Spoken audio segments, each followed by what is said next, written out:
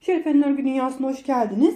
Çok beklediğiniz panço şeklindeki 3 parçada örülen yelek modelinin yapımı ile bugün karşınızdayım. Yeleğimizin yapımında 5 adet ip kullanıldı. Kenar kısımlarını dikiş yapmak yerine deri aparatlarla bu şekilde birleştirmeyi uygun gördüm. Dilerseniz kenar kısmına düğme ile sabitleyebilirsiniz ya da kenar kısmını dikerek birleştirebilirsiniz. Bu tamamen size kalmış. Bu yelek modeli, panço yelek modeli kızım için hazırlanıldı. Kızım 38 beden, biraz salaş ve panço şeklinde giymeyi düşündüğü için büyük bir beden hazırlanıldı. Rahatlıkla 46 bedene kadar, hatta 48 bedene kadar uygun büyüklükte olacaktır. Kenar kısımlarını dikerseniz beden biraz daha küçülecektir. Benim gibi kenar kısımlarını kullanacak olursanız beden daha da büyüyecektir. 3 parça halinde hazırlanıldı. Yapımı oldukça kolay ve genç kızların seveceğini düşündüğüm bir model oldu. Eğer bedeninize göre olmasını istiyorsanız küçük bedenler başlarken biraz daha ilmek sayısını azaltabilirler. Ön parçamız tek parça halinde uzun bir şerit şeklinde örüldükten sonra arka parça küçük kare bir parça ile tamamlanıp dikilerek birleştirilen bir model. Yeleğimizin arkadan görünümü bu şekilde. Normal bildiğimiz klasik yelek şeklinde örülmüyor. Oldukça farklı ve yapımı kolay bir yelek modeli oldu. Dilerseniz sizlerle birlikte yapım aşamalarının detayları ile birlikte görelim.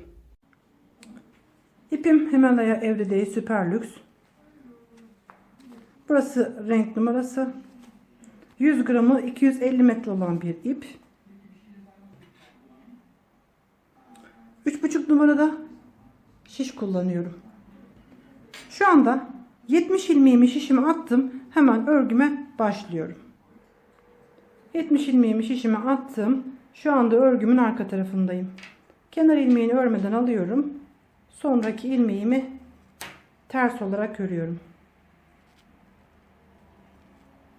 Şu anda örgümün arka tarafındayım. Model kurulumunu yapıyorum. 2 ilmeğimi düz olarak örüyorum. 2 ilmeğimi ters olarak örüyorum. Çiftli pirinç olarak başlıyorum. Bu modele örgünün arka tarafından başlanmakta. 2 ilmeğimi düz, 2 ilmeğimi ters şeklinde bu şekilde örgüme başlıyorum. 2 ters 2 düz şeklinde arka yüzden ilk sıramı tamamladım. Şimdi örgümün ikinci sırasındayım. Ön taraftayım. Ön tarafta herhangi bir işlem yapmıyorum. Ters ilmeklerimi ters olarak örüyorum. Düz ilmeklerimi düz olarak örüyorum. Ters ilmeklerimi ters örüyorum. Düz ilmeklerimi düz örüyorum. Örgümün ikinci sırasındayım. Şu anda örgümün ön tarafındayım. Ön tarafta herhangi bir değişiklik yapmadan örüyoruz. Düz ilmekleri düz örüyoruz. Ters ilmekleri ters olarak aynı şekilde ilmeklerimizi örerek ön yüzden tamamlıyoruz. Örgümü ön taraftan tamamladım. Şimdi tekrar arka taraftayım ve 3. sırasındayım. Şöyle göstereyim. Örgümün başındaki ve sonundaki 2 tane düz ilmeği örgü bitene kadar düz olarak devam etmeyi düşünüyorum. Kenar kısımlarının daha düzgün durmasını istediğim için başındaki ve sonundaki 2 ilmeği düz olarak devam ediyorum. Diğerleri çiftli pirinç olarak devam edecek. Ben çiftli pirinci örgümün arka yüzüne değiştiriyorum. İlk başlangıçtaki 2 ilmeğim bakın bitene kadar ön yüzü düz, arka yüzü ters olarak örüyorum. Sonraki 2 ilmeğimi düz olduğu için bu defa terse çeviriyorum. Ters olan ilmeklerimi düze çeviriyorum. Bu çevirme işlemini arka tarafta yapıyorum. Düz ilmeklerimi terse çeviriyorum. Ters ilmeklerimi ise düze çeviriyorum.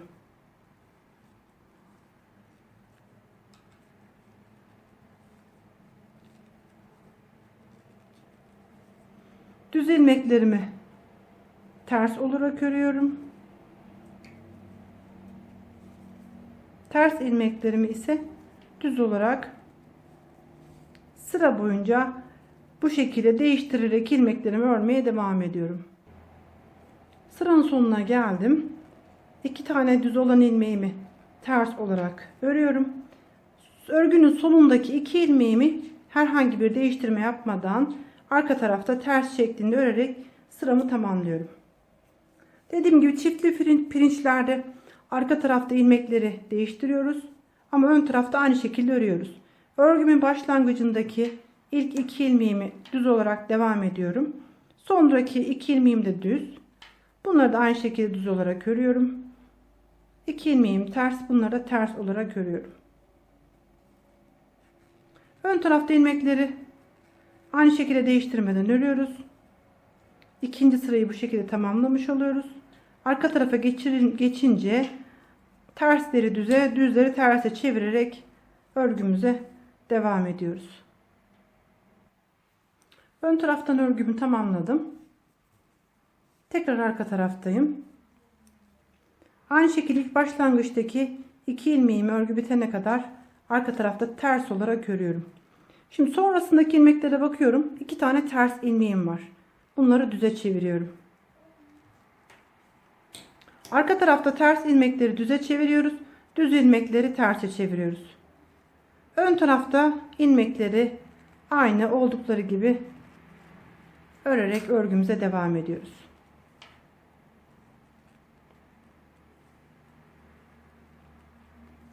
Düz ilmekleri terse, ters ilmekleri düze çevirerek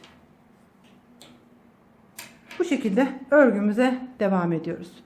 Parçamın örgüsünü tamamladım. Şimdi sizlere bu şekilde kamera açısına maalesef sığmıyor.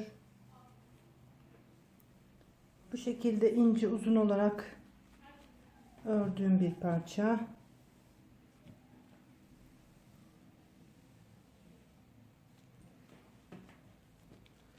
Bitirdikten sonra yeterli ölçüye geldiği zaman keserek örgümü bitiriyorum. Şimdi ölçüsünü vermek istiyorum. Bu şekilde ölçtüğümüz zaman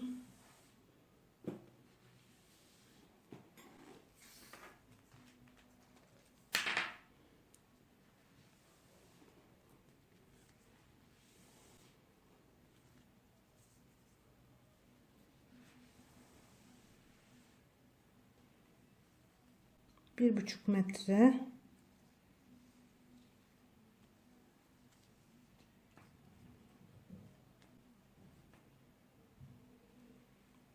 ...1,70 uzunluğunda oluncaya kadar ben bu parçamı örmüşüm. Bu şekilde katlayayım. Maalesef kameranın açısına sığmıyor. Ben 40 ilmekle başlayarak üzerine cep yaptım. 40 ilmekle başladım. Bu şekilde ters ve düz çevirerek enine çizgiler olarak belirgin olmasını istediğim için cebini bu şekilde yaptım. İplerimi saç örgüsü şeklinde örerek kenarlarını daha vurgulu yapmak için kenarlarına dikerek ilk tarafını hazırladım. Ben şimdi ikinci tarafın cebinin yapılışını da sizlere göstermek istiyorum. Cep kısmına 40 ilmekle düz olarak başlıyoruz. Ben 40 ilmeğimi şişime taktım.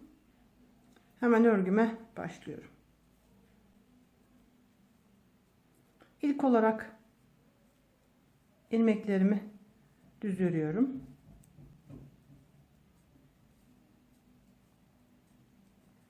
Sıra boyunca hepsini düz olarak örüyorum. Örgümü çevirince arka tarafta ilmeklerimi ters örüyorum.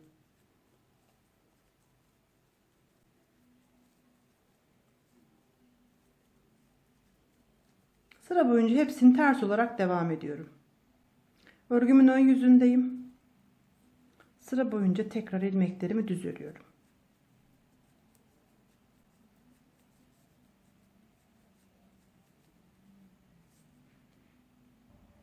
Tekrar örgümün arka tarafındayım. İlmeklerimi arka tarafta ters olarak örüyorum.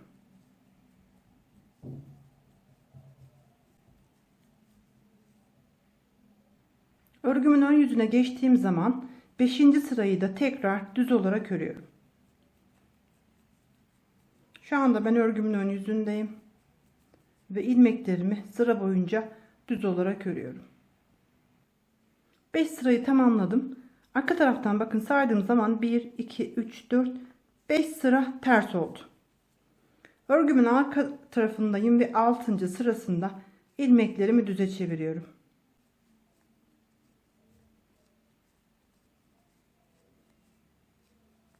Bu şekilde sıra boyunca hepsini düz örüyorum. Örgümün ön tarafını çevirdiğim zaman ön tarafta bir sıra ters oluştu. Şimdi tekrar ön yüzdeyim ve ilmeklerimi ters olarak örüyorum. Ön yüzde bu ters ilmekler 3 sıra oluncaya kadar örmeye devam ediyorum. Örgümün tekrar arka tarafındayım. İlmeklerimi sıra boyunca düz örüyorum.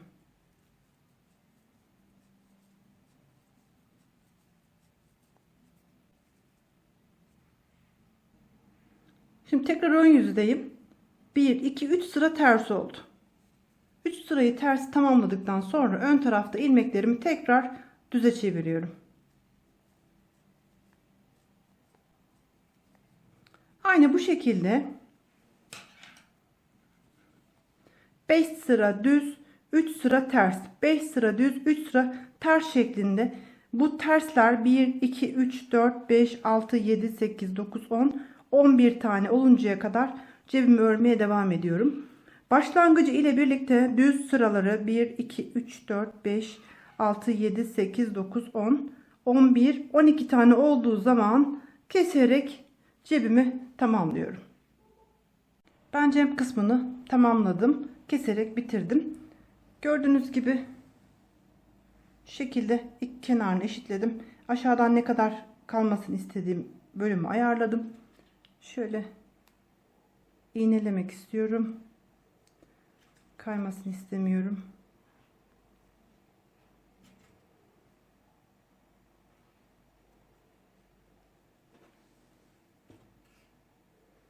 Hemen üzerinden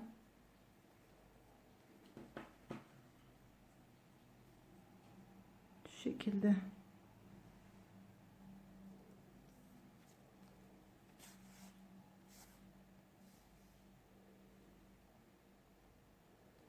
küçük minik dikişlerle cebimi sabitliyorum.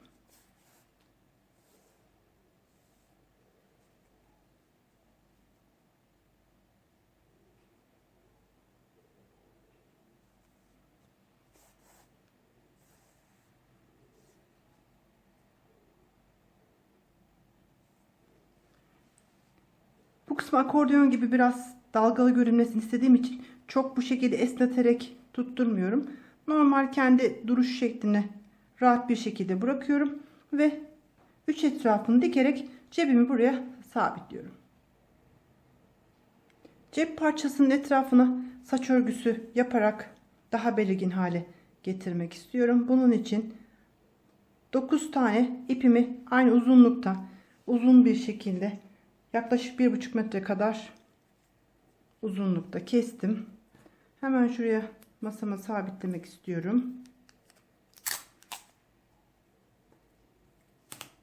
Kaymasını istemiyorum. Sonrasında üçerli olarak ayırıyorum.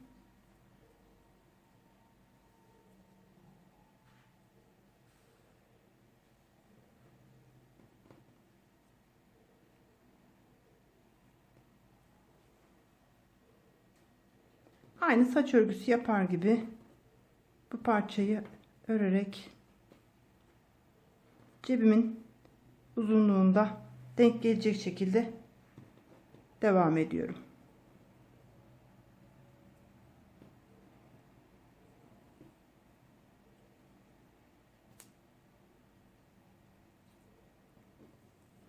Eğer karşınızdan bir kişi tutarsa daha rahat şekilde yapabilirsiniz.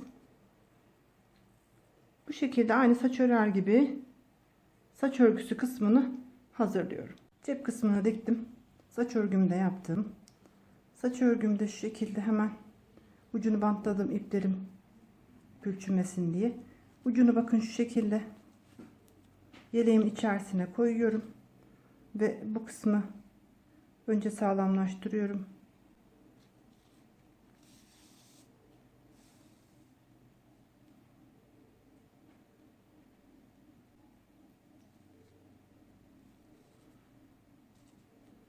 Birkaç defa bu şekilde geçiyorum ki iplerim sonradan buradan fırtmasın.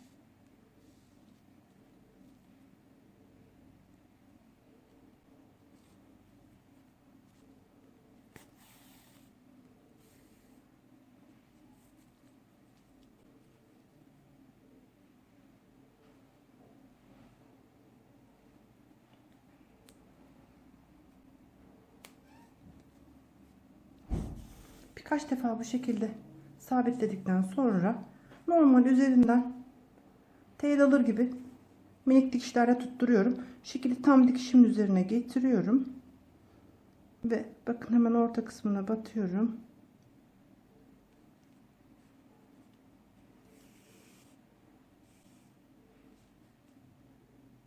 Bu şekilde hemen aynı yere batarak iplerin görünmemesini sağlıyorum.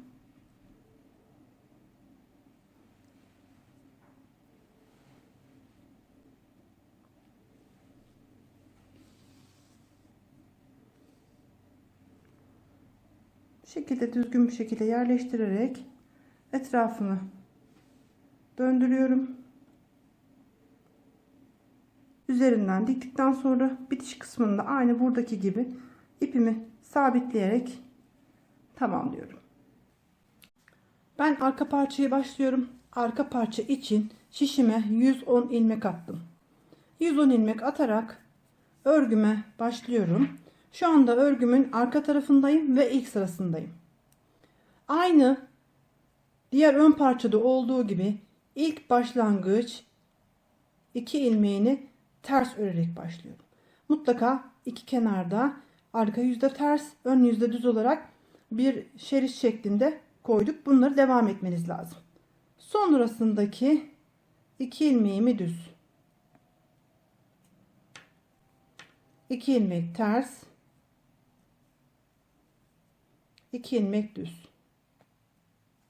Aynı lastik başlangıcı yapar gibi örgümüzün arka tarafından önce mutlaka 2 ilmeğimizi ters örüyoruz. Sonrasında 2 düz 2 ters şeklinde sıra boyunca örgümüze devam ediyoruz. Örerek sıra sonuna kadar aynı şekilde 2 ters 2 düz olarak geliyorum. 2 ilmek düz ördüm. Bu son kalan 2 ilmekten öncesi gene ters olsa bile fark etmez. Son bitiş 2 ilmeğini mutlaka ters olarak bitirmeniz gerekiyor. Arka taraftan bu şekilde kurduktan sonra örgümüzün ön tarafında ilmekleri değiştirmiyoruz. Düz ilmeklerimizi düz, ters ilmeklerimizi ters örüyoruz. Arka yüzde modelimizi kuruyoruz. Ön yüzde ilmekleri değiştirmeden düz ilmekleri düz, ters ilmekleri ters olarak sıra boyunca örüyoruz. Başlangıçtaki 2 ilmek ve sondaki 2 ilmek ön yüzde düz, arka yüzde ters olarak değişmeden devam ediyor. Örgümüzü ön taraftan ilmekleri aynen örerek tamamladık. Şimdi tekrar arka tarafa geçtiğim zaman ilk başlangıçtaki 2 ilmeğimi ters örüyorum. Bunu değiştirmiyorum. Sonrasında bakıyorum 2 tane düz ilmeğim var. Bu 2 düz ilmeğimi terse çeviriyorum. Sonrasındaki 2 tane ters olan ilmeğimi düze çeviriyorum. Arka yüzde daima düz ilmekleri terse çeviriyoruz. Ters ilmekleri düze. Arka tarafta modelimizi bu şekilde kuruyoruz. Ama ön tarafta ilmekleri değiştirmeden aynen örerek devam ediyoruz.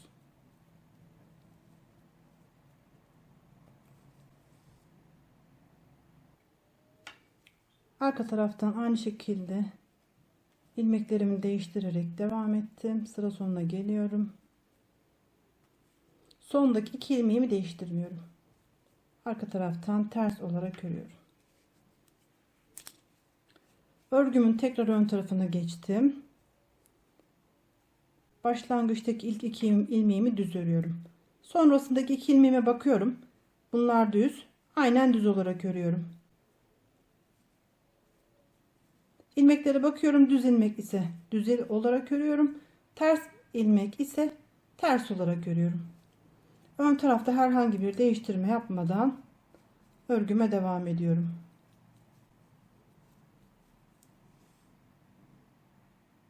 Arka parça bitti.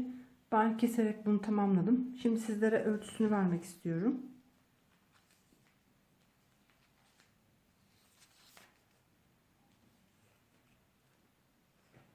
52 santim ördükten sonra arka parçayı keserek bitirdim. Şimdi bunu ön parçaya nasıl tamamlayacağımızı göstermek istiyorum. Ön parçayı bu şekilde alıyoruz. İkiye katlayarak tam orta noktasını buluyoruz.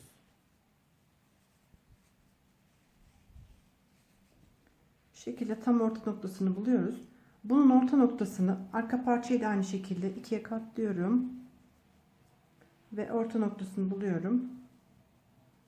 Bu şekilde ikisinin tam orta noktasını önce örgümün ön yüzünü arka yüzünü ayarlamak istiyorum. Burası örgümün şu anda ön yüzü. Elimdeki örgünün de ön yüzü. Şöyle ikisinin de öncelikle orta noktasına birer tane iğne takarak yerini belli etmek istiyorum.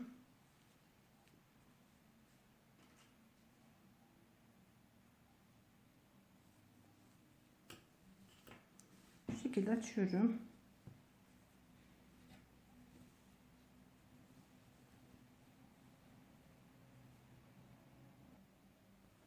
Diğer ön parçasını da şu şekilde ikisinin de ön yüzü üst üste gelecek şekilde ayarlıyoruz ve orta noktasını birleştirdikten sonra bu kısmı da bakın şu şekilde ayarlıyorum.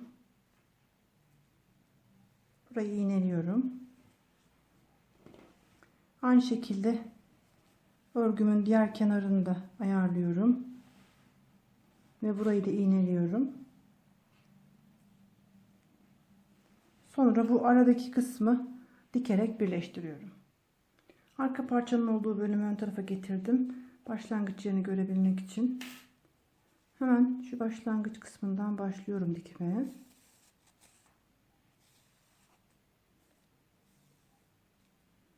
Önce bu kısmı sağlamlaştırıyorum.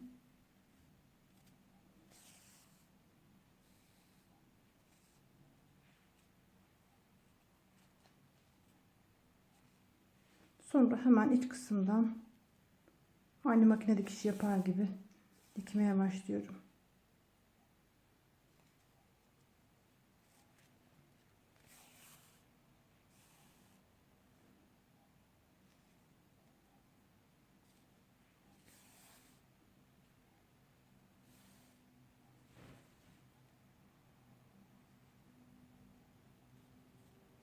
Bu şekilde arka parçanın bitimine kadar dikmeye devam ediyorum.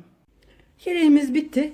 Yalnız dikerken mutlaka iki parçanın orta kısmını bulup sonrasında iğneleyerek yerini ayarlamanız lazım. Dikerken mutlaka bir tarafa doğru bu taraf esnemesi, diğer taraf esneyerek örgü yamuk oluyor. Bunu belirteyim. Ben sonrasında bu şekilde kenarlarına deri karşılıklı aksesuar arasına da bu şekilde bant şeklinde bir aksesuar kullandım. Karşılıklı dilerseniz üst üste getirerek düğme ile süsleyebilirsiniz. Ya da iki kenar kısmını birleştirip koltuk altına kadar dikerek birleştirebilirsiniz. Bu kısmı size kalmış bir durum. Ben bunu kızıma hazırladım. Kızım bu şekilde istediği için yan kısmında bant kullandık. Şimdi dilerseniz ölçülerini hemen vermek istiyorum.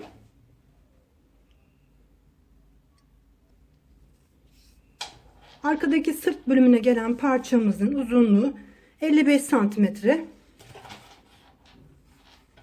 Genişliği ise 47 santimetre. Ön parçalara denk gelen bölümümüz ise 31 santimetre genişliğinde başlanılarak, şöyle hemen uzunluğunu da verelim.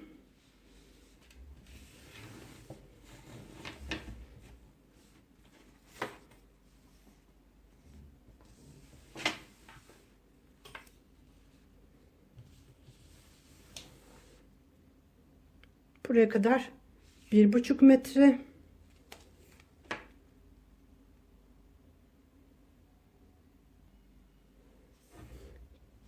...1,76 uzunluğunda ön parça hazırlayarak yeleğimizi tamamlıyoruz. Hemen şekilde kapatalım. Şal yakalı 2 parçada örülerek biten bir yelek modeli. Bedeni soracak olursanız, bedeni benim kızım 38 beden giyiyor ama biraz salaş bol yelek panço şeklinde giymeyi istediği için yaklaşık 44-46 bedene kadar bu yanlarındaki kullandığınız aparat ile çok rahatlıkla denk gelecektir. Yanlarını dikerek de kullanabilirsiniz. Ön parçaları arka parçaya göre biraz daha büyük. Dediğim gibi beden aralığı oldukça geniş. Her türlü bedene uygun olacaktır. Burası da arka sırt bölümü.